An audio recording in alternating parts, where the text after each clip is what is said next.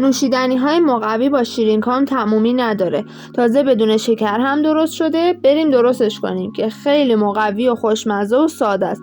برای بچه‌ها هم عالیه. برای اینکه از آموزش‌های جدیدمون جا نمونی، دکمه سابسکرایب و زنگوله کنارش رو بزن. ابتدا 2 عدد موز رو پوست می‌کنیم و داخل مخلوط کن می‌ریزیم.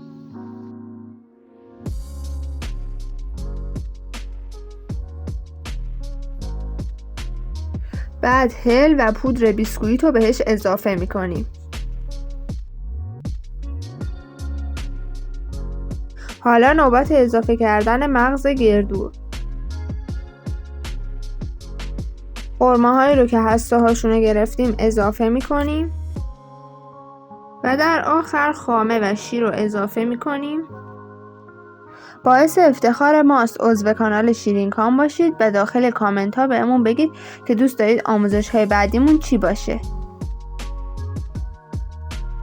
حالا دستگاه رو روشن میکنیم تا کاملا مواد مخلوط بشن. میدونستین اگر ویدیوهامون رو لایک کنید به همون کمک میکنید تا بیشتر دیده بشیم و من هم از این بابت خیلی خوشحال میشم. اگر تا الان عضو کانالمون نشدی خوشحال میشم دکمه سابسکرایب و زنگوله کنارش رو بزنی تا همراه همیشگیمون باشی. نوش جان.